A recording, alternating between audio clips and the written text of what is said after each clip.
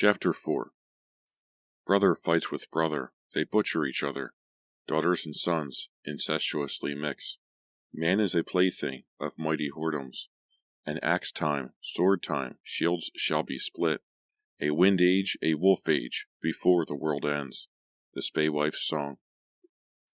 The Dream Reader crossed the barren tracts before her cottage and studied the main street of Forsmar through cataract haze vision. 4 figures approached, too distant to discern through her aged eyes. Yet she identified her visitors without mortal sight. The woman at the lead glowed with a life aura bright as a barn fire, surely dragon rank, and therefore unmistakably Silm. Beside her walked a boy suffused by light so pale, the Dream Reader attributed the illusion to reflections of Silm's glory and her own near blindness. Behind Silm strode her bodyguard of several years, the Ronin Galanar.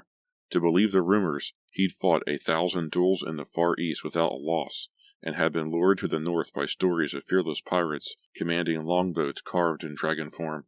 No one knew how Silm had persuaded the Kensi to her cause, but his loyalty was beyond question.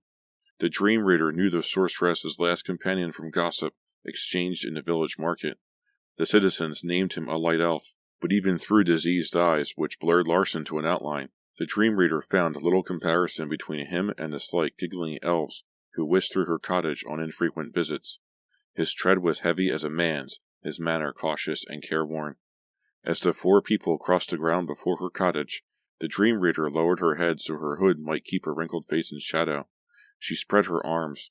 Wind caught the edges of her sleeves, drawing them from wrists thin as broom handles.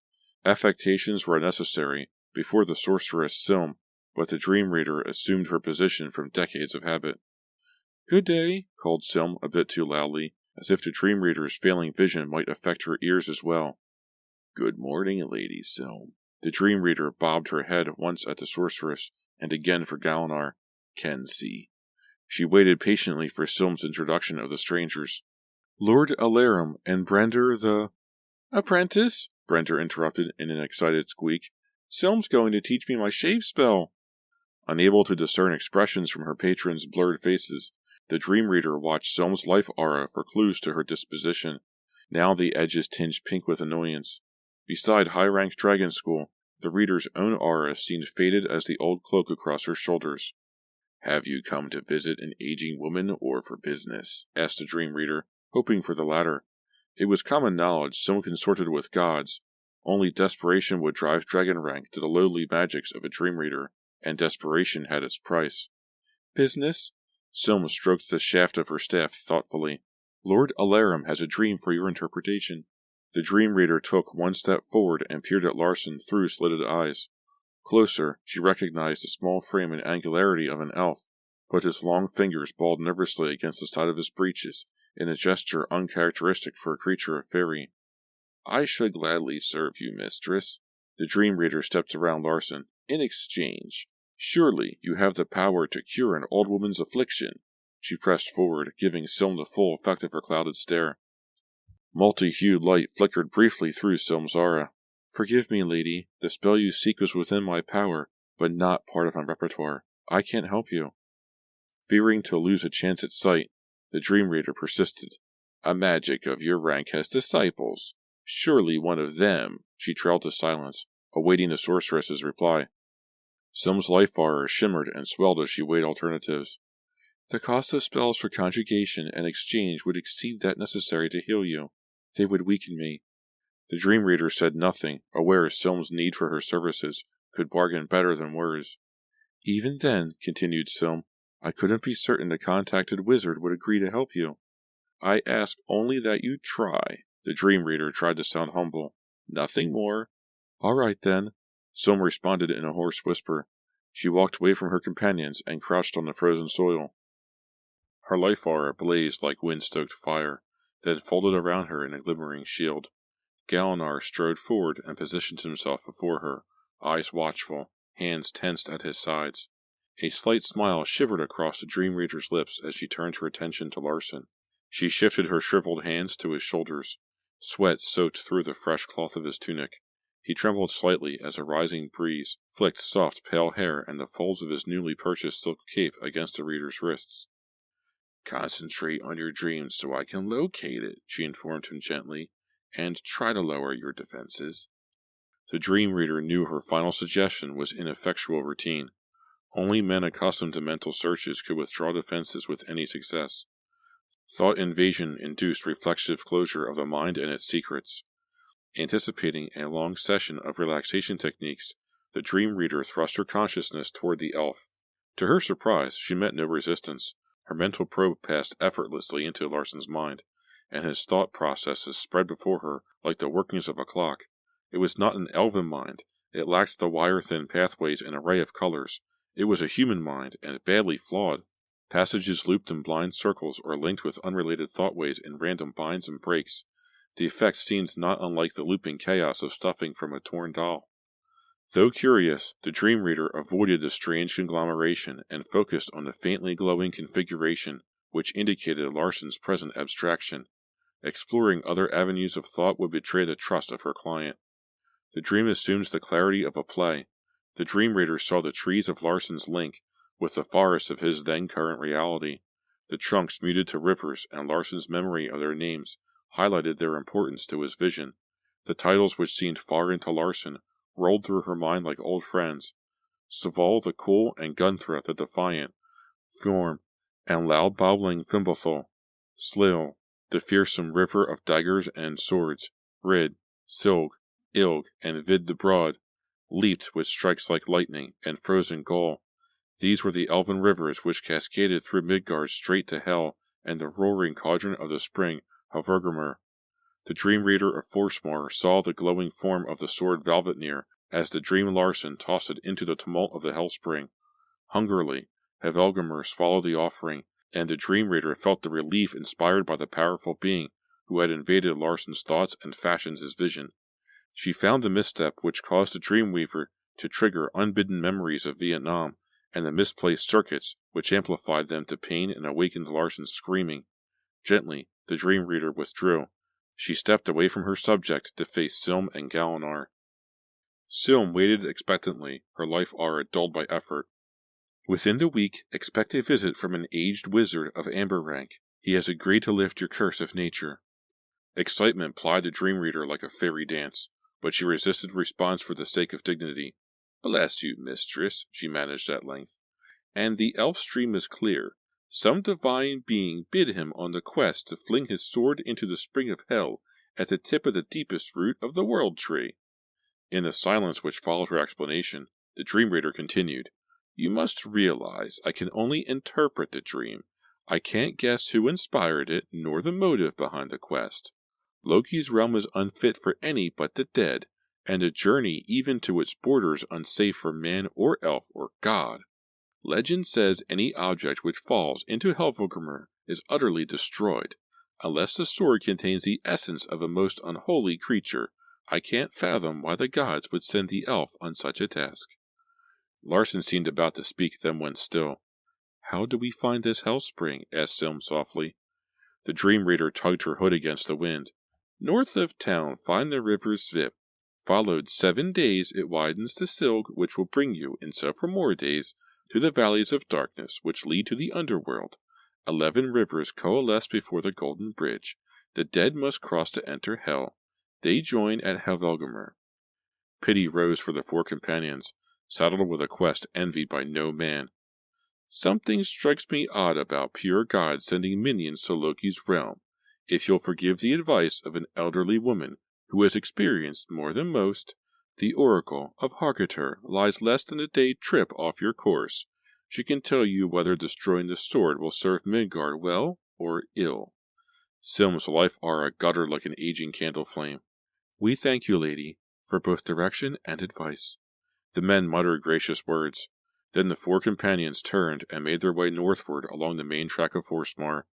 The dream reader watched until they passed beyond sight of her diseased eyes, and still she waited several minutes longer. Tipping back her hood, she let the breeze swirl her curled gray locks like sea foam. She loosed a single scream of joy and skipped toward her cottage for the first time since childhood. At the base of the spring Havelgamer, Loki paced before Brahman, his golden hair streaming like the mane of a lion. We must stop them, hate spawn. Stop them? Brahman's feral eyes followed his master's frantic course. We have them routed straight for hell. Certainly their mission is to destroy the sword. Abruptly, Loki ceased pacing. We have them headed straight for the Oracle of Hargater. So? So, Loki screamed above the rush of falling waters. So, the Oracle taps the knowledge of the Fates for her wisdom. So she tells Sylm and her wretched companions disposing of Valvatnir serves the cause of evil. Perhaps she even informs them of their true quest. Which is... Loki's face puckered into a frown of grim aversion. Against our purposes, hate spawn. Brahmin fingered his sword hilt, the fringe of his life aura dulled by irritation. More specifically... Loki brushed off the half-man with a wave and resumed his rambling gait. I'm a god. I've earned the right to be vague. Brahmin scowled, watching 11 rivers fuse into a cascade of white as ice. But not the right to grow impatient. That is your flaw. You told me so the first time we talked. Loki froze mid-stride. His perfect features seemed chiseled and powerful as the background of clashing waters whipped the foam. He spoke in a placid monotone. Very true, hate spawn. You've more than enough time to divert them from the Oracle, no matter the cost. Do you understand? Helblindi rasped from its sheath, sudden as a striking serpent. It grew shadow like a magnet, dulling the frigid waters and Brahmin's life aura to gray. Completely, said the hate spawn. The dream reader of Forsmar hummed a tune from her youth, as she cleaned the floor of her one-room hovel with pendulous sweeps of a broom. Her gaze flitted from the black pit of the hearth, to the rectangle of her sleeping pallet, to the spinely-legged figure of her dining table. She imagined each piece of furniture as it had appeared before cataracts blurred her world to contours. Each hollow straw, every wood grain seems to reappear in the bold relief of her memory. While the dream reader basked in the anticipation of a visit from an amber-rank mage, light flared behind her accompanied by a thunderblast which shook the foundations of her cottage. She whirled. A tall, dark male poised before her. He clutched a diamond-tipped dragon staff, and an ebony scabbard hung at his belt. A strikingly powerful life force bathed him in brilliance, its edge flaming red with anger. The dream reader read murder in the undulating shadows which wound through his aura. She gasped, Brahmin? Brahmin stepped forward. As he neared, the dream reader recognized red eyes filled with accusation, and the cruel sneer which twisted his features. Rage deepened his voice.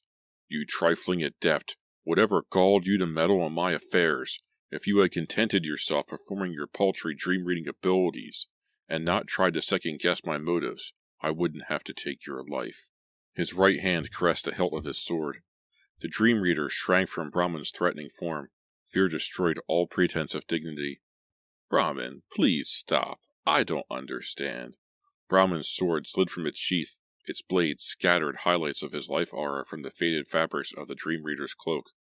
I fashioned the elf's dream. The visions were yours to interpret, not to advise. You sent Sylm to the Oracle of Hargater. The permanent darkness of death loomed over the gray reality of the dream reader's near blindness. She realized Impetus would lose her any chance to claim Sylm's payment, and tears blurred her vision further. Slowly, courage returns to her, lending her strength to speak against the dark elf. And I would do so again. Sylm has only done good for mankind. There was a time, Brahmin, when you and your sister shared tea in my cottage. You both begged stories of magic. And while the citizenry attacked your elven heritage, I protected you and warned them of your potential abilities. Does my loyalty gain me no mercy? Brahmin's aura blazed red hatred. He advanced. The point of Helblindi hovered at the dream reader's throat, driving her backward. You just wanted my power, he accused. You thought any kindness you showed me then would be repaid once I became dragon rank. It was your investment, a gamble. You lost. The dream reader's back struck the wall with enough force to jar her fragile frame. The sword point scratched her neck. Desperately, she thrust a mental probe to Brahmin's mind, trying to understand the mad affliction, corrupted his thoughts and incited him to demonic fury, but her consciousness met defenses solid as stone. Brahmin's foot flicked against the dream reader's knee, dropping her to the floor. Grovel, witch! All strength fled the dream reader. Gradually, panic drained to complacency, and she fixed an answering stare on Brahmin. Not for you or for anyone else, Dark One. I'm too old to fear death. Brahmin gave no verbal reply. His face puckered to a scowl. Halblindi sheared through the Dream Reader's throat. Pain wrenched a scream from her, but the half-man's laughter was the last sound she heard before the half-dead goddess Hel claimed her soul. Deep in the forest north of Forsmar, near the banks of the river Svip, Larsen repeatedly performed his only sword form for Mackenzie, who challenged him with offensive strokes of a wooden practice weapon. After 4 days of morning and evening lessons, the figures had grown as familiar to Larsen as a never-ending sequence of pine and the widening river. Yet Galinar persisted, adding only simple directional changes to the basic cut of Larsen's first session. The time spent traveling between lessons might have offered the merciless repetition of Galinar's training had Silm chosen to grace Larsen with conversation or even an encouraging smile, but she withdrew to inner contemplations, responding stiltedly to his attempts at humor when she replied at all. During Larsen's sword lessons, Silm and Brender shared breakfast or dinner.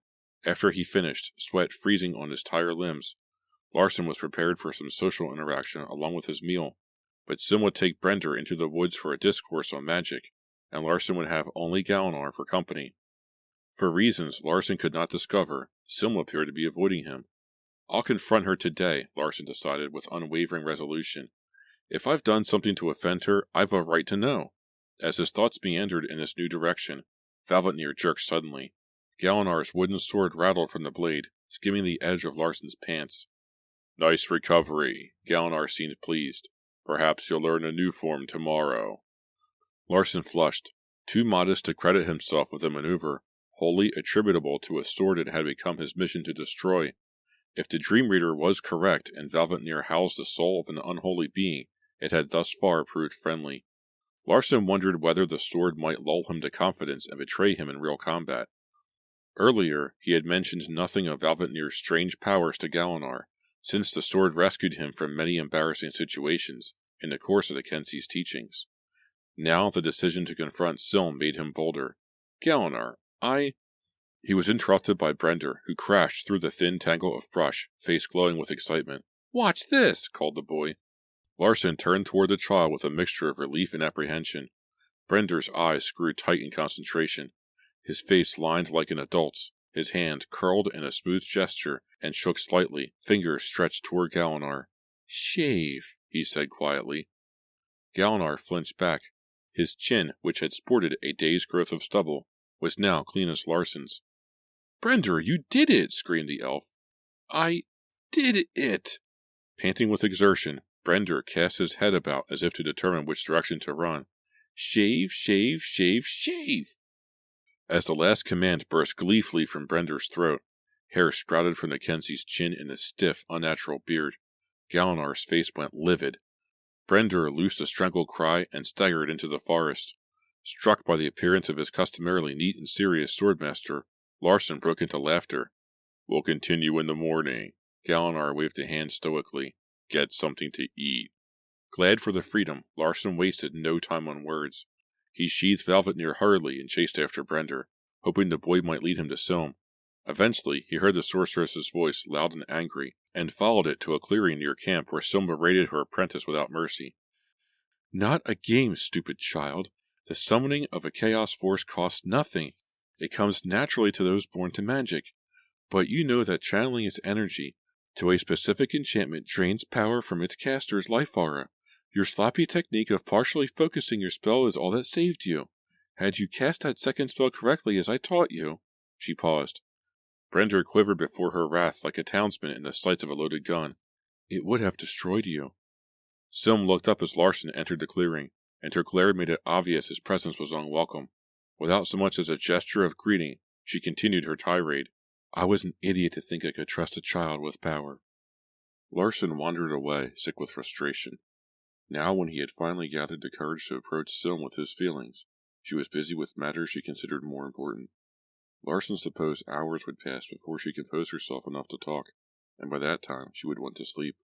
Crushed by ill luck, Larsen took a seat by the fire across from Galinar, who was scraping the last of Brender's foiled attempt at magic from his wrinkled cheeks. Larsen said nothing. He stared into flames orange as a sunset against the darkening background of nightfall. After a short silence, Galinar sheathed his dagger, pulled rations from a pack beside the horses, and crouched at Larsen's side. Apparently sensing Larsen's mood, The Kensie spoke with encouragement. You've done well. You learn as fast as any I've taught. Despite the value of Galinar's rare compliment, Larson merely watched the fire and made a noncommittal grunt. He saw little purpose in learning to wield a sword he was commissioned to destroy, and even less in journeying with a beautiful woman who would never share his love. Does the old man expect me to battle Brahmin after a week of sword training? Hungry. Galinar spread a square of cloth before the fire and emptied a small sack of dried fruit and smoked meat. Larson shared the food without tasting it. Galinar's words flowed about him, no more comprehensible than the bubblings of the river. At length, the Kensie stayed his wasted conversation and joined his companion in silence. The campfire settled as it consumed a supply of twigs. The moon rose like a chariot, a lingering token of the sun's glory, and still Larson brooded. Galinar rose. He performed a dexterous series of katas, all lost on Larson, whose thoughts centered on his own misfortunes. When the Kensie finished, he gathered bedding and spread it about the fire. He caught Larson's arm and gently tugged the elf to his feet. Rest will do you good. Larson made no protest but allowed himself to be led. He crawled between his own snug pile of furs, and though he made no attempt to sleep, he fell prey to the blissful oblivion which veils men's burdens. Larson's peace was short-lived. He awakened to the low drone of Silm's voice beside him. Fearing he might lose another chance to talk, he groped toward the sound. Larson caught Silm's leg in the darkness. She recoiled with a shriek. Magics fizzled to sparks around the sorceress, and Galinar's swords whisked from their sheaths in a defensive curl before her. You stupid elf! Shrilled Silm. You ruined my protection spell, and weakened me for nothing. By Vidar's shoe, am I surrounded by incompetence? Galinar flipped his katana and shoto to their sheaths, and retook a position at Silm's side. Excepting you, of course, Kensie, the sorceress muttered sullenly. She dropped her head, and again crafted the intricate enchantments of the circular ward, which had defended them each night since Larson first met Silm and Galinar in the forest. Humbled, Larson retreated beneath his furs, sleep now an unattainable goal. It's useless. Tears burned Larson's eyes while Silm's voice rose in incantation, followed by the crackle of intertwining magics. I can't live with her derision, not after I've held her in my arms. Flawlessly beautiful, skilled, compassionate, and strong, Silm personifies every quality a man could want in a woman. I would never have found one like her in the States, and, he reminded himself, I will never have her here. The coarse furs tickled Larson's cheek, and he brushed them aside with a self-pitying fury. I left my mother nothing but another life to mourn. As a soldier, I failed, only to be rescued from death for a task I still don't understand. I've duped Galinar with a living sword which learns his lessons better than I ever can, and Silm... Larson gritted his teeth so slightly his thoughts folded in a haze of redness. As long as I remain part of it, this quest is doomed to failure. He caught Valvetnir. With strength spawned of a boil of desperate emotion, Larson hurled a sword. It flew straight as a spear, struck the unseen enchantments of Silm's ward, and plummeted with a crash that woke every member of the party. Cursing like a longshoreman, Larson sprang from his bedding and snatched up the sword. I dropped it, he explained lamely, for the benefit of his companions, though he doubted even Brender would have believed he was practicing at night with a sheathed weapon. But no one questioned Larson as he returned to his pile of furs, and realized in a rush of self-deprecation he could not even desert the task with dignity. A voice broke his dispirited train of thought. Alarum. What? Larson responded with a growl, not wishing to talk. It occurred to him suddenly that the voice was unfamiliar, and his sinews snapped taut. Who are you? Did you say something, hero? Asked Galinar, apparently oblivious to the stranger's presence. Galinar's lack of vigilance struck Larson as odd. The Kensie was usually the wariest member of their group. Shh, hissed the first voice. Don't talk aloud. What the hell, thought Larson. Surely Galinar can hear as well as me. But the swordmaster neither moved nor spoke again. Trusting Galinar's instincts more than his own failing sanity, Larson flipped to his other side and tried to sleep. Alarum, I'm your sword. Larson's eyes flared open. Don't speak. I'm communicating through your mind. You need only think what you wish to say. Do you understand? Larson's wits exploded into confusion. He lay with heart hammering. At length, he formed a tentative reply, and concentrated on it with the intensity of a card in a magician's trick. No, and who are you? You needn't shout. The response lanced through Larson's brain. Just think normally. What the hell? I am Vidar, the silent god. Already I've sent more words to you than all my followers in the last century. From now, I answer only in images. Ask what you will." Larson gnawed a fingernail, believing his insanity well beyond question. My sword is a god. A scene unfolded in Larson's mind. Before him stood the figure of a man, blond as the citizens of Forstmar. His face was fair and creased by a smile. His clothing shimmered with an unearthly silver radiance. On his left foot, he wore a crafted sandal. On the other was an oddly cobbled boot constructed of scraps melted without seam, though the artisan made no attempt to match color. "Oh my God!" Fearing his exclamation might be some sort of blasphemy, he amended, "Sorry."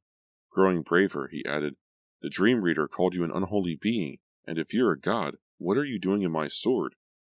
An overwhelming sense of exasperation filled Larson's head and transformed to grudging acceptance. His surface thoughts dimmed like lights before a play. Memory receded behind a presence which possessed his mind like a dream. From the perspective of the god whose image had recently occupied his thoughts, Larson marched across a meadow, marred by the footprints of giant men. Beside him strode a figure more beautiful than Silm, though decidedly male.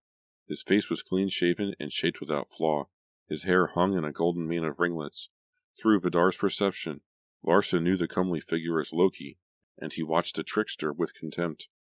"Isn't it a glorious day, son of Odin?" Though clear as chimes, Loki's voice held an edge of threat. His slim hand stroked the hilt of an ebony scabbarded sword at his hip. Vidar gave no answer, nor did Loki expect one.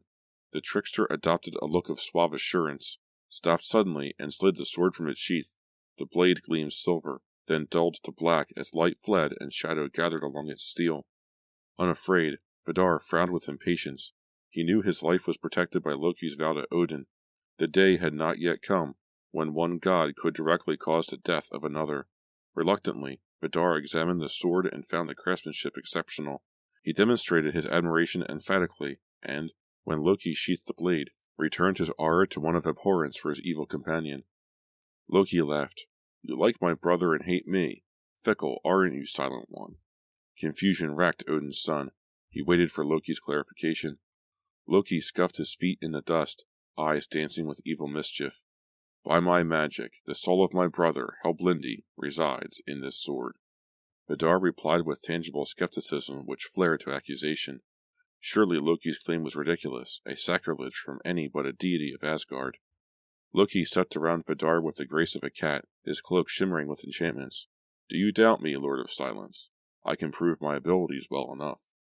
Vidar followed Loki's movements with forced indifference, yet curiosity glimmered faintly through his facade, and the trickster seized upon it. "I'd thought Odin's son too wise to judge without evidence." His voice assumed the recriminatory whine of a victim of injustice. "One demonstration will quell all doubt and clear my name. Would you deny me that right?" "It will take more than a display of magic to clear your evil name." Larson understood that Vidar had kept this thought to himself.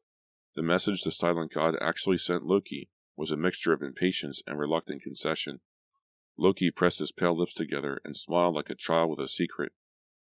"If you'll help gather the materials, this task will be more quickly done. While I find the many necessary components here on the world of giants, I'd appreciate it if you'd procure some items from the dwarves. I'll need an anvil and a piece of white metal more precious than gold." Before Vidar could muster protestations, Loki disappeared. To appease the sly trickster and appease his own inquisitiveness, Vidar traveled to Nidavellir, the dark home of dwarves. Time passed like a blur in Larson's mind, as if Vidar tired of the tale and condensed his adventures to outline. He watched the silent god root through the pairings of dwarven blacksmiths for a fist-sized chunk of platinum. Then Vidar hefted a half-ton anvil and tossed it carelessly across his shoulders. Returning at dusk to a world of giants, Vidar found his evil companion sitting cross-legged in the dirt, head lowered and eyes glazed in trance. Vidar dropped the anvil. Its impact tremored the meadow. Loki took no notice. Words burbled from his throat like boiling pitch. Orange light sprang to life, highlighting the Sly One in wicked splendor, a dancing radiance of hell-born power. Larson longed to shield his eyes from the glare, but he was forced to witness the scene through Vidar's eyes. Loki rose and his aura flared green. "The metal?" Vidar opened his hand, displaying his find. The platinum winked with reflected light from Loki's sorceries. The spell works, only Loki spoke gently, so as not to disturb the intricate mesh of his enchantments. If the metal is carried by one burdened with a load of 900 weight, who then becomes... Loki's aura broke to a red explosion of fire. Sparks scattered in a wild arc and sizzled to oblivion against spring greenery. Its victim. Too late, Vidar realized his danger. Metal spun from his hand as he whirled to run.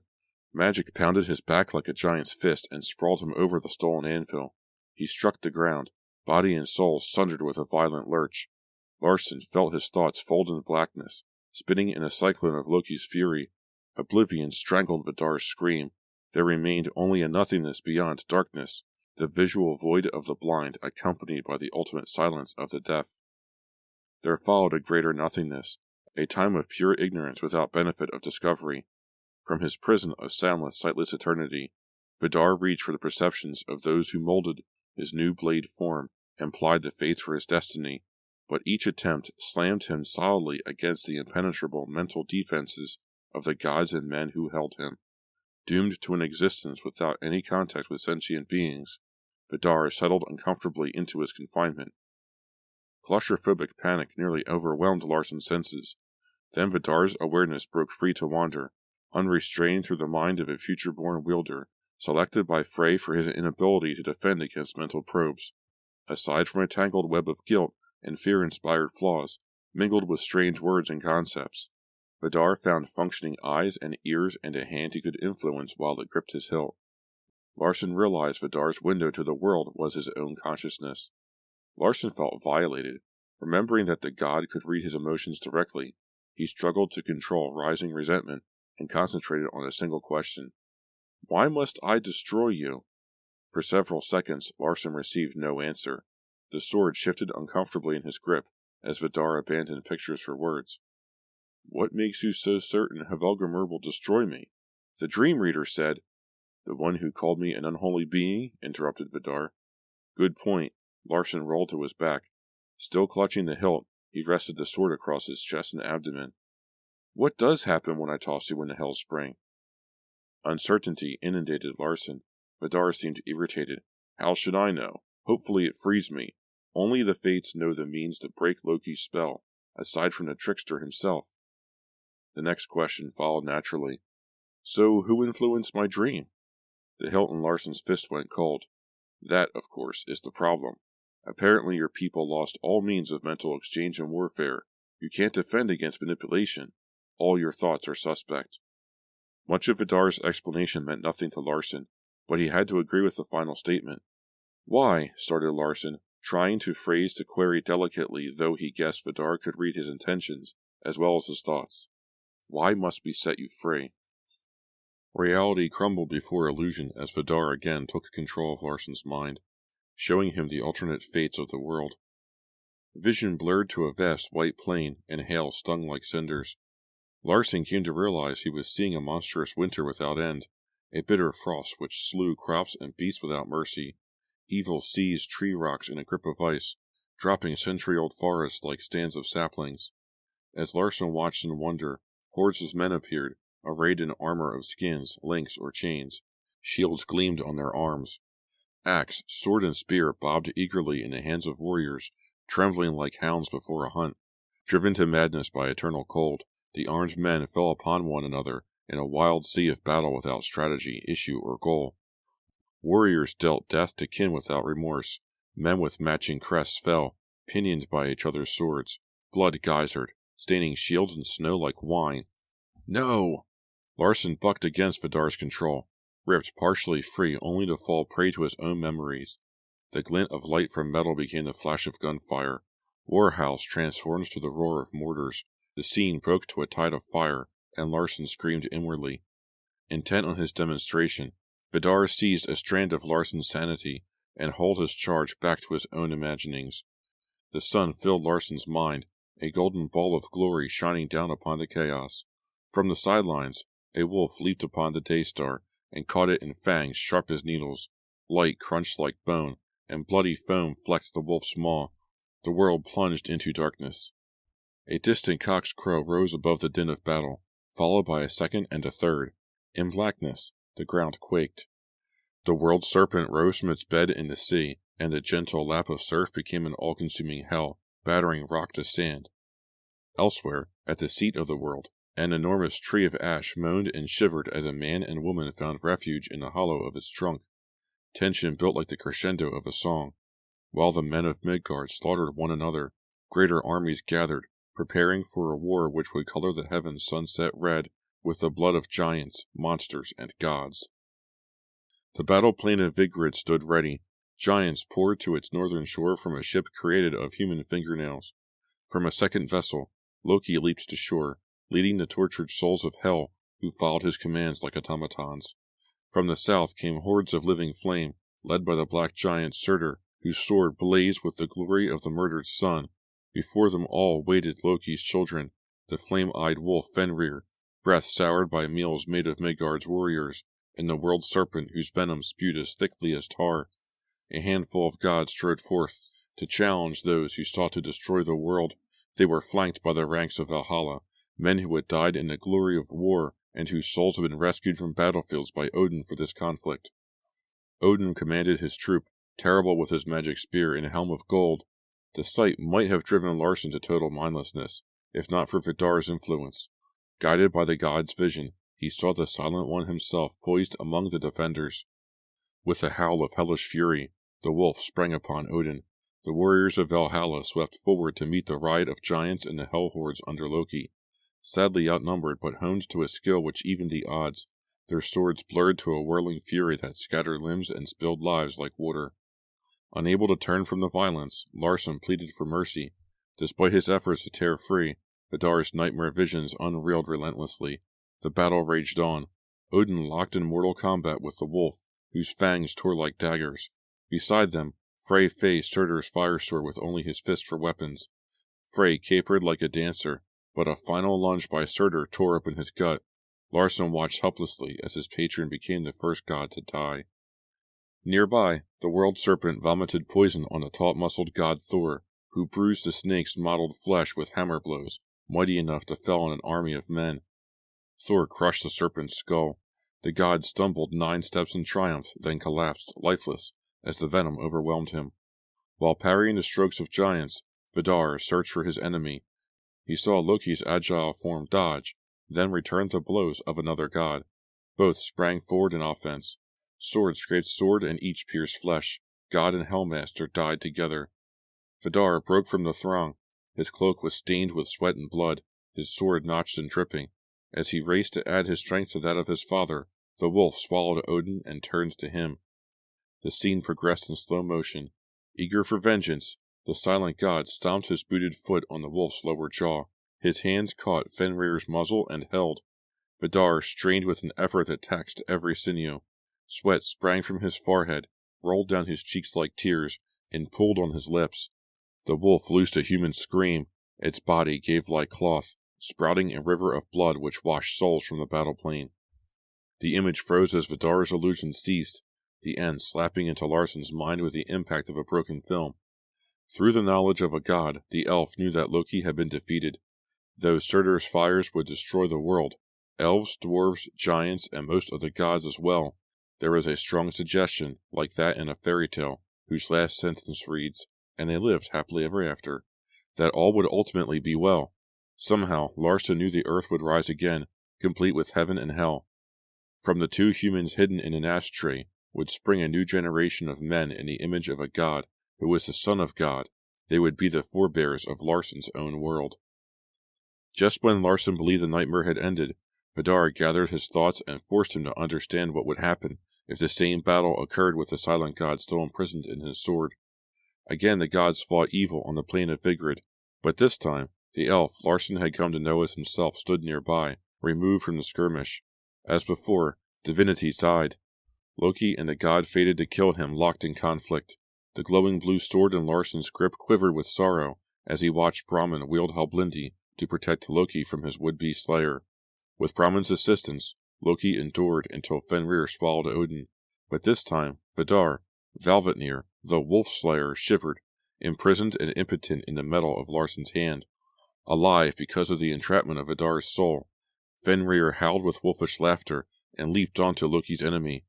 With a snap of his jaws, the wolf broke his opponent's spine, then set upon the Fire Lord's Surtur. Loki rose in triumph. At his command, chaos swirled like colored fire in a cyclone. It descended upon Vigrid, breathing new life into Loki's demon hordes. The souls of Valhalla fell prey to agonies beyond that which any being of flesh could understand. On Midgard, chaos whipped men to killing frenzy. Fathers slew sons who pleasured mothers and raped sisters. Winds smashed rotted trees and swirled oceans to ship-swallowing maelstroms. Then Brahman's shadow sword splintered the world tree, and the half-breed dragged the chosen survivors to the tortures of hell. "Stop!" Larson screamed through a haze of pain. "I've seen enough." But the Lord of Silence showed him one more thing. Waves hurled foam against a cliff where Silm crouched, protected from the hell hordes by a dwindling ring of magics. Larson watched helplessly as Brahman burst through her wards, his laughter cruel as thunder.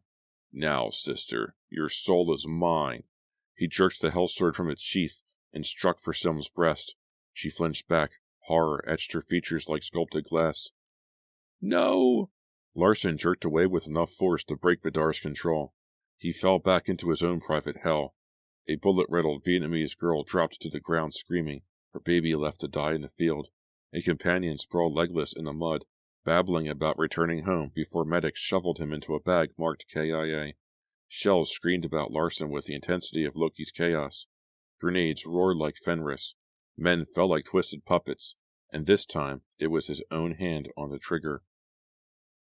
Larson's fist struck the ground again and again. Why me? Why me? Why me? This time, Vidar did not answer.